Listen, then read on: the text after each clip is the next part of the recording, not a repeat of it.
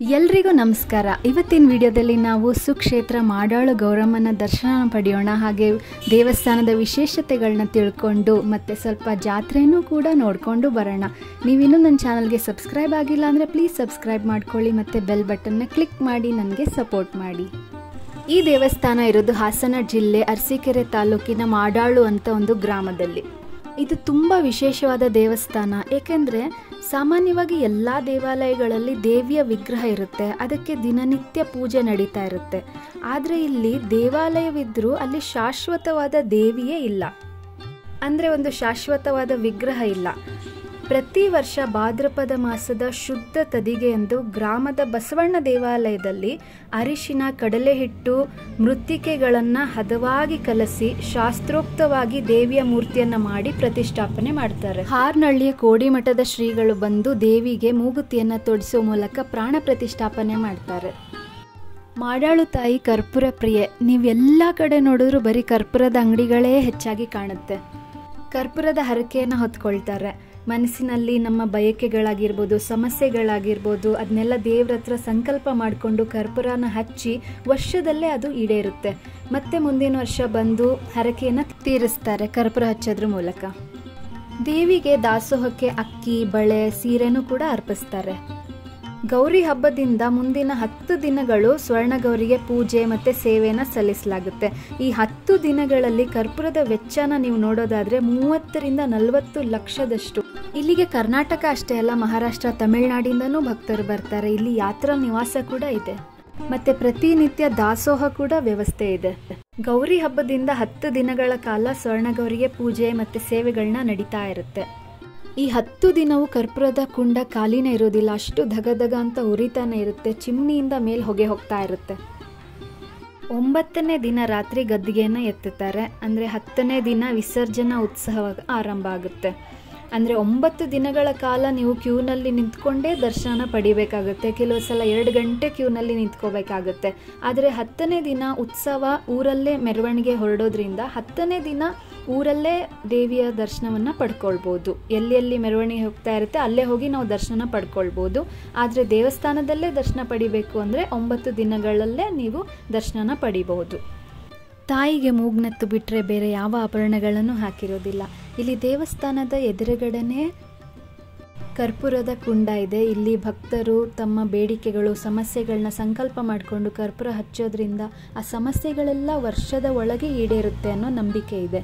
ಆ ಸಮಸ್ಯೆಗಳೆಲ್ಲ ಬಗೆಹರಿದಾಗ ಮುಂದಿನ ವರ್ಷ ಮತ್ತೆ ಬಂದು ಕರ್ಪೂರ ಹಚ್ಚಿ ತಮ್ಮ ಹರಕೆಯನ್ನು ತೀರಿಸ್ತಾರೆ. ಸುಮಾರು 2 ಗಂಟೆ ಕಾಲ ಕ್ಯೂನಲ್ಲಿ ನಿಂತ್ಕೊಂಡು ನಾವು ದರ್ಶನ ಪಡ್ಕೊಂಡು ಈಗ ದೇವಸ್ಥಾನದ ಹೊರಗಡೆ ಬಂದಿದ್ದೀವಿ. ಇಲ್ಲಿ ನೋಡ್ಬೋದು, ಇದೇ ಕಲ್ಯಾಣಿ, ಇಲ್ಲೇ ಗೌರಮ್ಮನವ್ರನ್ನ ವಿಸರ್ಜನೆ ಮಾಡೋದು.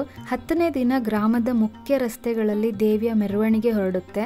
ಮನೆ ಮುಂದೆ ರಂಗೋಲಿ ಮತ್ತು ಪುರಗಳನ್ನ ಬೆಳಗ್ತಾರೆ. ಜನರು ಅಲ್ಲೇ ದರ್ಶನನೂ ಪಡ್ಕೊಳ್ಬಹುದು.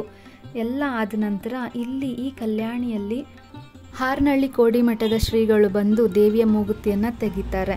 ಆ ಸಮಯದಲ್ಲಿ ದೇವಿಯ ಕಂಗಳಿಂದ ಕಣ್ಣೀರು ಹರಿಯುತ್ತೆ ಎಂಬ ನಂಬಿಕೆ ಇದೆ. ಯಾವ ರೀತಿ ಗೌರಿ ಹಬ್ಬಕ್ಕೆ ತವರು ಮನೆಗೆ ಬಂದ ಹೆಣ್ಣುಮಕ್ಕಳು ತಂದೆ ತಾಯಿ, ಅಣ್ಣ ತಂಗಿ, ಅಕ್ಕ ತಂಗಿಯರ ಜೊತೆ ಎಲ್ಲ ಸಂತೋಷವಾಗಿ ಹಬ್ಬವನ್ನು ಆಚರಣೆ ಮಾಡಿ ನಂತರ ಮತ್ತೆ ಗಂಡನ ಮನೆಗೆ ಹೋಗುವಾಗ ಆಕೆಗೆ ಹೇಗೆ ದುಃಖ ಆಗುತ್ತೋ ಅದೇ ರೀತಿ ಗೌರಮ್ಮನಿಗೂ ಕಣ್ಣೀರು ಬರುತ್ತೆ ಎಂಬುದು ಒಂದು ವಿಶೇಷವಾದ ಸಂಗತಿಯಾಗಿದೆ. ಕಲ್ಯಾಣಿನೇ ಕಾಣದ ಹಾಗೆ ಅಷ್ಟು ಕರ್ಪೂರಗಳನ್ನ ಹಚ್ಚಿ ವಿಜೃಂಭಣೆಯಿಂದ ಅಮ್ಮನವರ ವಿಸರ್ಜನೆ ಆಗುತ್ತೆ. ಈಗ ನಾವು ಪ್ರಸಾದ ನಿಲಯದ ಹತ್ರ ಬಂದಿದ್ದೀವಿ. ಇಲ್ಲೂ ನೋಡ್ಬೋದು ಜನಸಾಗರನೇ ಇದೆ. 10 ದಿನಗಳ ಕಾಲ ನಿರಂತರ ದಾಸೋಹ ನಡೀತಾನೇ ಇರುತ್ತೆ. ಭಕ್ತರು ಕೂಡ ಅಕ್ಕಿಯ ಸೇವೆಯನ್ನು ಕೊಟ್ಟಿರ್ತಾರೆ, ಕಾಣಿಕೆಗಳನ್ನ ಹಾಕಿರ್ತಾರೆ. ಸುಮಾರು 150 ಕ್ವಿಂಟಲ್ನಷ್ಟು ಅಕ್ಕಿ ಕಾಣಿಕೆ ಭಕ್ತರಿಂದ ಬಂದಿದೆ ಅನ್ನೋದೊಂದು ವಿಶೇಷತೆಯನ್ನು ಹೇಳ್ಬೋದು.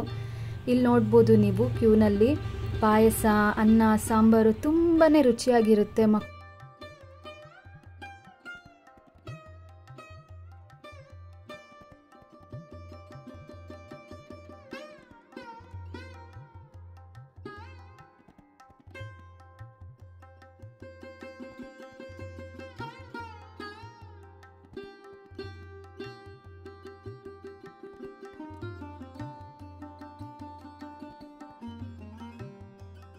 ಇಲ್ಲಿ ಹೊರಗಡೆ ಮಜ್ಜಿಗೆ ವ್ಯವಸ್ಥೆ ಇದೆ. ಪಕ್ಕದಲ್ಲೇ ಯಾತ್ರಿ ನಿವಾಸ ಕೂಡ ಇದೆ. ದೂರದಿಂದ ಬಂದಿರೋ ಭಕ್ತರು ಇಲ್ಲಿ ಉಳ್ಕೋಬಹುದು.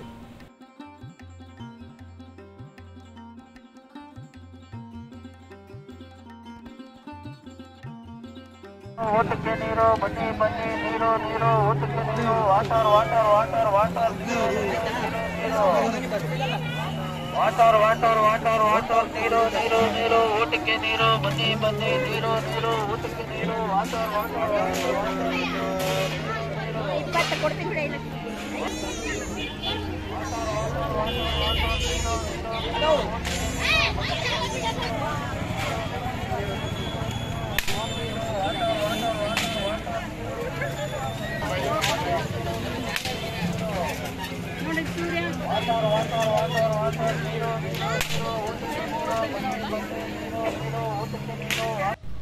ತುಂಬ ಚೆನ್ನಾಗಿ ದೇವಿಯ ದರ್ಶನ ಆಯಿತು, ಊಟ ಕೂಡ ಆಯಿತು. ಈಗ ಜಾತ್ರೆ ಮಾಡೋಣ ಬನ್ನಿ. ಜಾತ್ರೆ ಅಂದ ತಕ್ಷಣ ಏನಾದರೂ ತೊಗೊಳ್ಳೇಬೇಕು ಅನ್ನಿಸ್ತಾ ಇರುತ್ತೆ ಅಲ್ವಾ? ಹಾಗಾದರೆ ನೋಡೋಣ ಬನ್ನಿ ಏನೇನಿದೆ ಅಂತ. ಇಲ್ಲಿ ನೋಡಿ ಬಿಸಿ ಬಿಸಿ ಬೋಂಡ ಬಜ್ಜಿ ಕರಿತಾ ಇದ್ದಾರೆ, ನೋಡಿದ್ರೆ ಬಾಯಲ್ಲಿ ನೀರು ಬರ್ತಾ ಇದೆ ಅಲ್ವಾ? ಊರಿನ ಎಂಟ್ರೆನ್ಸಿಂದ ಹಿಡಿದು ದೇವಸ್ಥಾನದವರೆಗೂ ಫುಲ್ಲು ರೋಡ್ ತುಂಬ ಅಂಗಡಿಗಳನ್ನ ಹಾಕಿದ್ರು. ಎಲ್ಲ ವೆರೈಟಿ ಅಂಗಡಿಗಳಿತ್ತು. ಸರ, ಬಳೆ, ಚಿಕ್ಕ ಮಕ್ಕಳಿಗೆ ಆಟ ಸಾಮಾನುಗಳು, ಸ್ಟೀಲ್ ಐಟಮ್ಸು, ಪಿಂಗಾಣಿ ಭರಣಿಗಳು, ಆಮೇಲೆ ಟಾಯ್ಸು, ಏನೇನಿಲ್ಲ ತುಂಬಾ ಅಂಗಡಿಗಳಿದೆ. ಏನೇನಿದೆ ಅಂತ ನೋಡೋಣ ಬನ್ನಿ. ಜಾತ್ರೆಯ ಸೊಬಗನ್ನು ಈಗ ಎಂಜಾಯ್ ಮಾಡೋಣ.